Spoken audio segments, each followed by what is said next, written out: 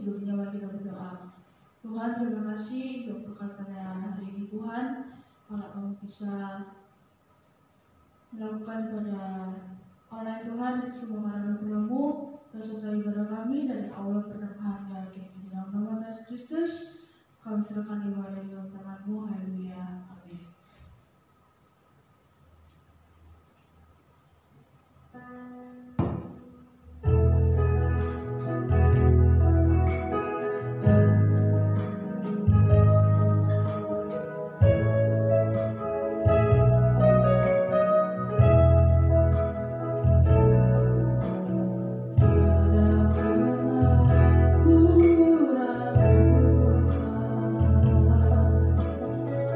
Sis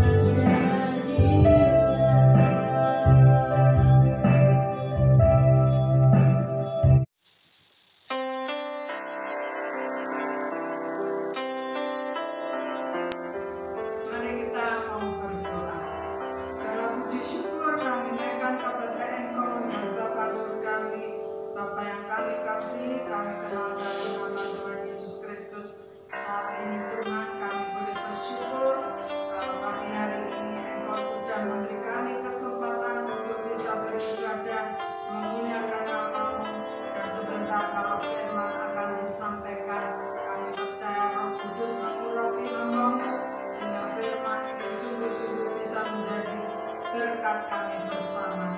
Terima kasih Bapa, kami serahkan segala doa permohonan kami hanya dalam nama Tuhan Yesus Kristus Juru Selamat kami. Haleluya. Amin. Selamat pagi Bapak Ibu, saudara-saudari sekalian.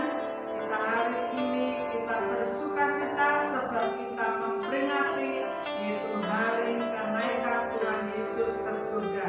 Mari kita awali dengan membaca firman Tuhan yang kita akan baca di dalam Lukas pasal 24 ayat 50 sampai 53. Lukas 24 ayat yang ke-50 sampai yang ke-53 tentang temanya kenaikan Yesus.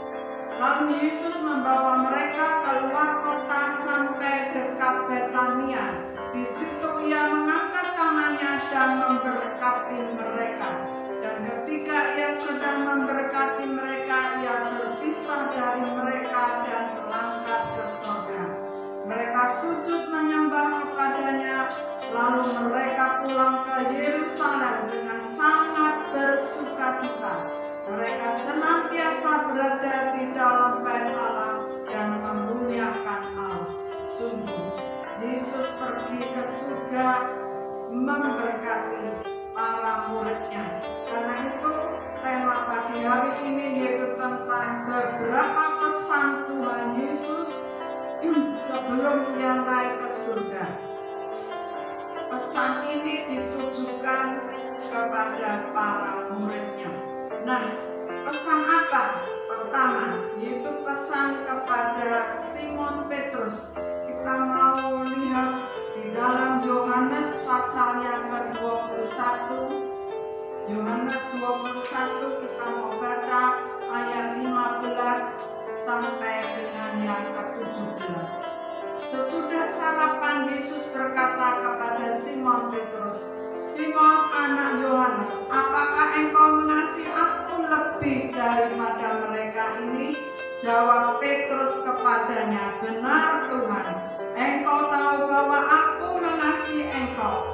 Kata Yesus kepadanya, "Gembalakanlah domba-dombaku." Kata Yesus pula kepadanya sampai 2 kali. Ya. Dikatakan, "Simon anak Yohanes, apakah engkau mengasihi aku?" Jawab Petrus kepadanya, "Benar Tuhan, engkau tahu bahwa aku mengasihi engkau." Kata Yesus kepadanya, "Gembalakanlah domba-dombaku." Kata Yesus kepadanya untuk ketiga kalinya, "Simon anak Yohanes, apakah engkau mengasihi aku?" Maka sedih hati Petrus karena Yesus berkata untuk ketiga kalinya, "Apakah engkau mengasihi aku?" Dan ia berkata kepadanya, "Tuhan, engkau tahu segala sesuatu. Engkau tahu bahwa aku mengasihi engkau." Kata Yesus kepadanya, "Gembalakanlah domba-dombaku." Nah, kalau kita lihat di sini, Petrus pernah menyangkali Yesus 3 kali. Nah, ini obatnya, yaitu pertanyaan yang memulihkan hati daripada Petrus, supaya Petrus mengerti bahwa Yesus mengasihi Simon. Yesus mengasihi Petrus supaya dia kembali pada tugas mula-mula apa yang direncanakan oleh Tuhan Yesus kepadanya. Nah, tentang apa sebenarnya? Untuk apa? Yaitu menggembalakan domba-domba.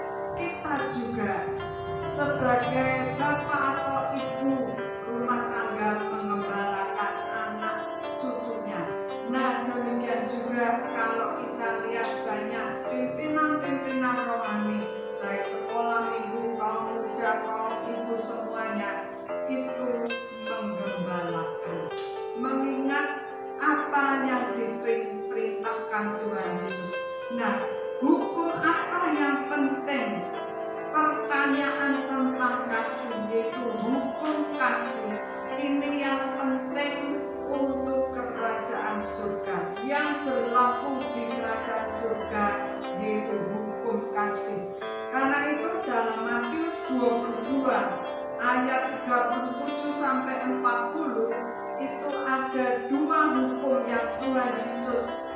berikan.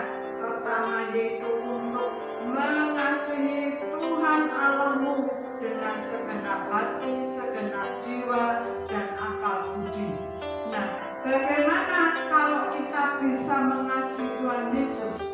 Nah, ini jawabannya kita mau baca sama-sama, yaitu di dalam Yohanes 14. Yohanes 14. Kita mau baca yaitu di dalam ayat yang ke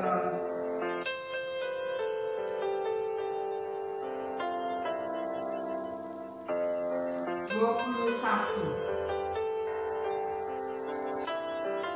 Barang siapa memegang perintahku, ya, Yohanes 14 ayat 21.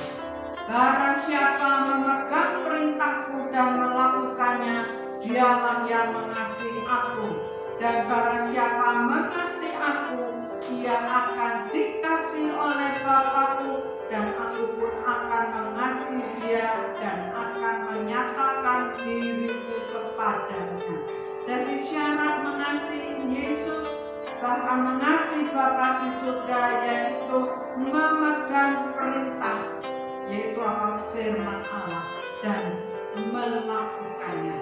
Nah, kalau kedua dikatakan mengasihi sesama manusia seperti diri sendiri, tetapi itu diperbarui oleh Tuhan Yesus, yaitu di dalam Yohanes pasal 13. Yohanes pasal yang ke-13 ayat yang ke-34 kita mau baca. Yohanes 13 ayat 34. Aku memberikan perintah baru kepada kamu, yaitu supaya kamu saling mengasihi, sama seperti aku telah mengasihi kamu. Demikian pula kamu harus saling mengasihi. Mengasihi sesama manusia seperti apa? Yang Tuhan Yesus mengatakan, sama seperti aku telah mengasihi kamu.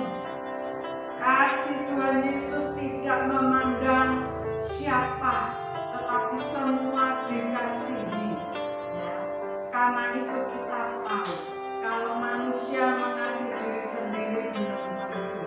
Sebab ada orang yang bunuh diri, ada orang yang minum narkoba, minum segala obat-obat yang macam-macam merusak tubuh, itu namanya nggak mengasihi diri sendiri, karena itu diperbarui oleh Tuhan Yesus. Nah, bahkan Tuhan Yesus mengajar untuk apa? Mengasihi musuhnya. Kita mau baca di dalam Lukas pasal yang ke-6. Lukas pasal yang ke-6 ayat yang ke-27 sampai 36. Tetapi ini terlalu panjang, kita mau baca aja ayat yang ke-35, 36. Ayat 35, 36 dari Lukas pasal 6. Tetapi kamu kasihlah musuhmu dan berbuatlah baik kepada mereka, dan pinjamkan dengan tidak mengharapkan balasan, maka upahmu akan besar dan kamu akan menjadi anak-anak Allah yang Maha Tinggi. Sebab Ia baik terhadap orang-orang yang tidak tahu berterima kasih, dan orang-orang dan terhadap orang-orang jahat. Hendaklah kamu murah hati, sama seperti Bapamu adalah murah hati. Seringkali kita banding-bandingkan orang, tapi Yesus mengajarkan untuk apa? Mengasihi musuh, berbuat baik kepada mereka. Nah, kita mengerti bahwa ini manusia bukan binatang, ya, bukan apa yang tidak berharga, tetapi semua manusia berharga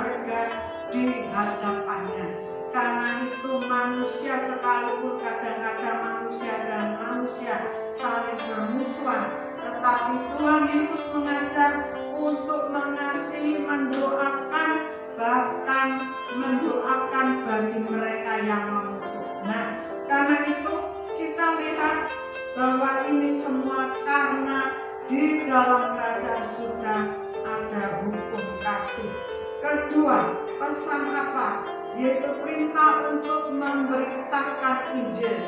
Kita mau lihat di dalam Matius pasal yang ke-28.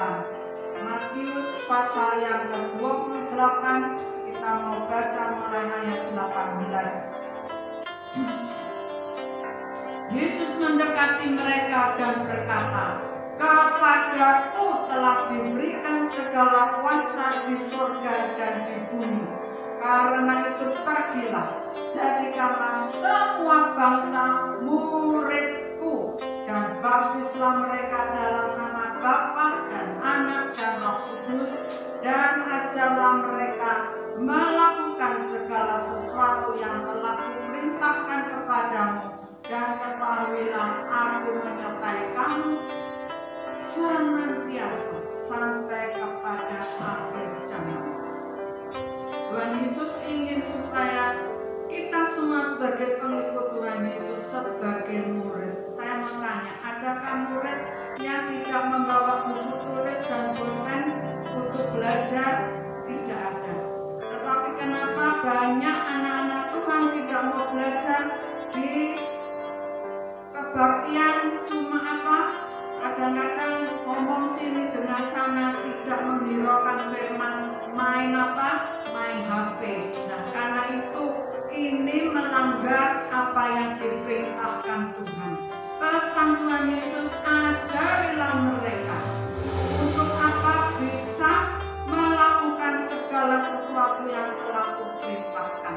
Kita harus belajar, berarti membawa buku tulis dan pulpen untuk mencatat. Nah, kita mengerti bahwa apa? Kita akan disertai Tuhan sampai akhir zaman. Ketiga, yaitu apa? Pesan Tuhan Yesus untuk menantikan Roh Kudus. Di mana murid-murid pada saat itu tinggal di bait Allah, dan mereka tinggal bait Allah dengan sukacita sesuai firman yang kita baca tadi di dalam Lukas. Nah, kita mau lihat di dalam Kisah Rasul pasal yang pertama. Kisah Rasul pertama, kita mau baca ayat yang ke-4 dan 5, kemudian ayat yang ke-8. Kisah Rasul 1 ayat 4. Pada suatu hari, ketika ia makan bersama-sama dengan mereka, ia melarang mereka meninggalkan Yerusalem dan menyuruh mereka tinggal di situ menantikan janji Bapa. Yang demikian katanya, "Telah kamu dengar daripadaku, sebab Yohanes membaptis dengan air, tetapi tidak lama lagi kamu akan dibaptis dengan Roh Kudus." Ayat yang ke-8.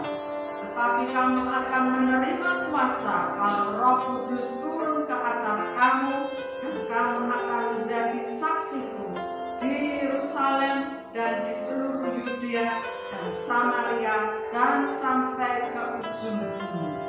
Nah, menerima kuasa Roh Kudus untuk apa? Yaitu menjadi saksi Kristus. Karena itu kita perlu apa? Yaitu Roh Kudus yang menyertai, sehingga kesaksian kita ini kesaksian yang benar. Keempat, tetap melakukan perjamuan kudus. Mengapa? Coba kita baca di dalam Yohanes pasal yang ke-6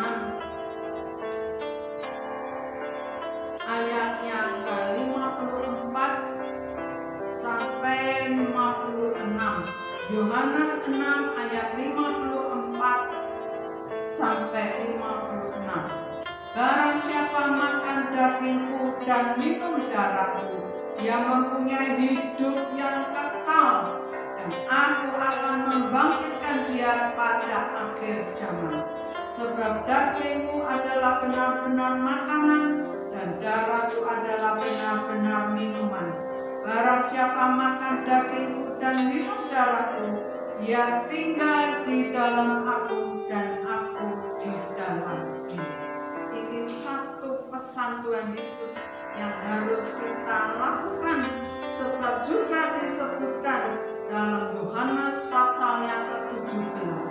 Kita lihat Yohanes 17. Lukas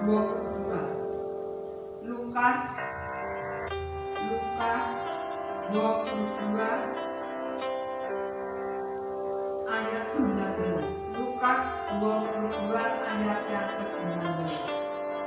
Lalu ia mengambil roti, mengucap syukur, memecah-mecahkannya dan memberikannya kepada mereka, katanya, inilah tubuhku yang diserahkan bagi kamu, perbuatlah ini menjadi peringatan akan aku. Disebutkan menjadi peringatan akan aku.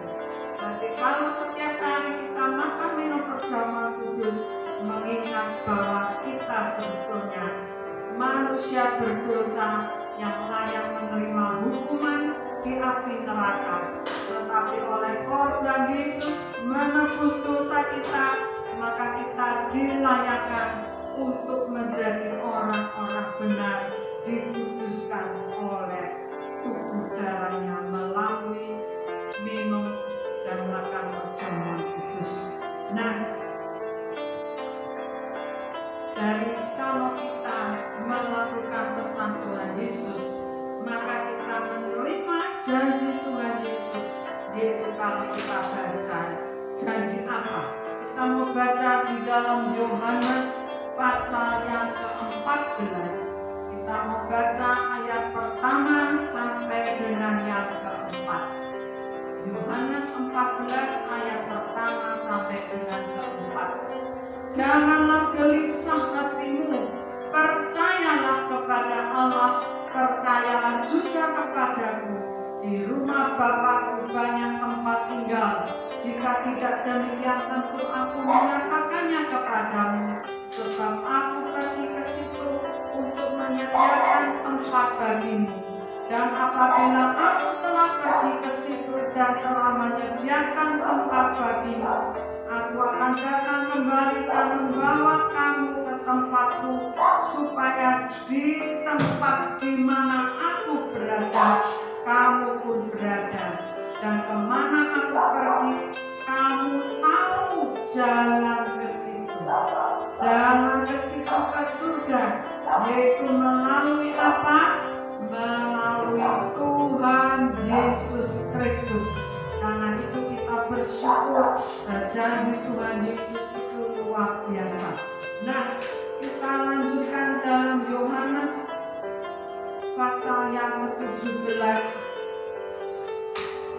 Yohanes pasal yang ke-17, kita lihat di dalam ayat 22 sampai 24. Firman Tuhan mengatakan, dan aku telah memberikan kepada mereka kemuliaan. Bayangkan kemuliaan yang engkau berikan kepadaku. Engkau ini siapa? Bapa surga yang memberikan kepada Tuhan Yesus, supaya mereka menjadi satu sama seperti kita adalah satu.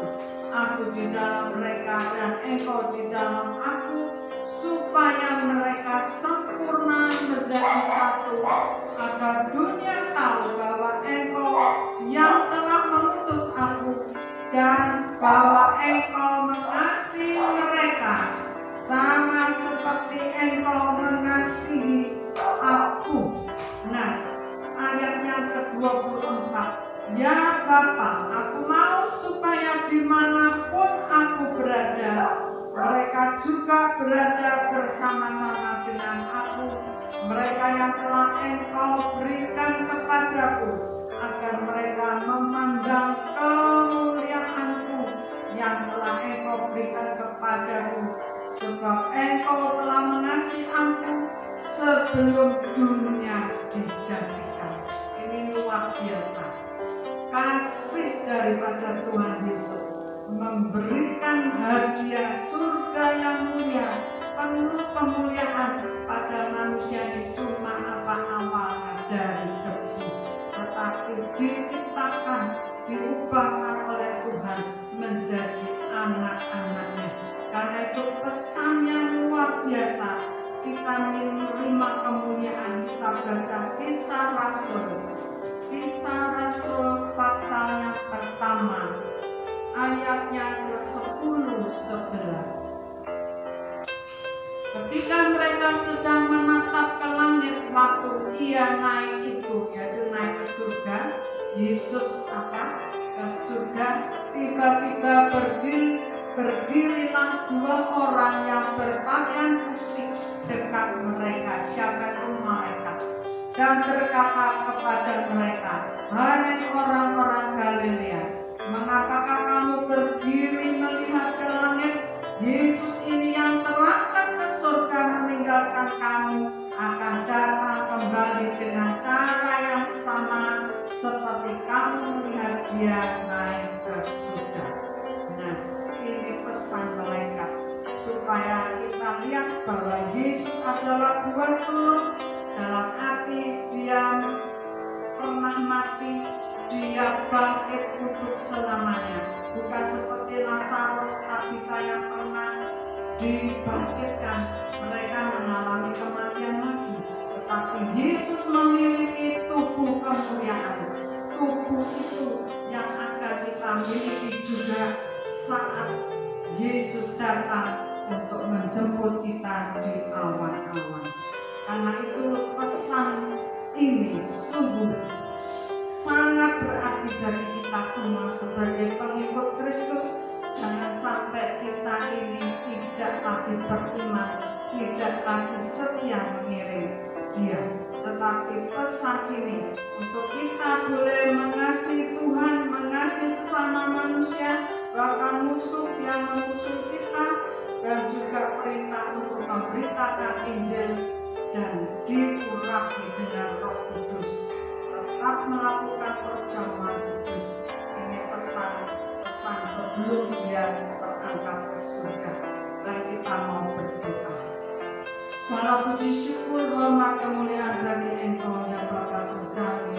Kami percaya firman ini boleh menjadi sungguh-sungguh masuk ke dalam hati anak-anak-Mu, untuk kami boleh mengerti, kami mengikut Engkau. Sungguh Engkau Allah yang hidup, Allah yang mengerti sedalam-dalam hati kami.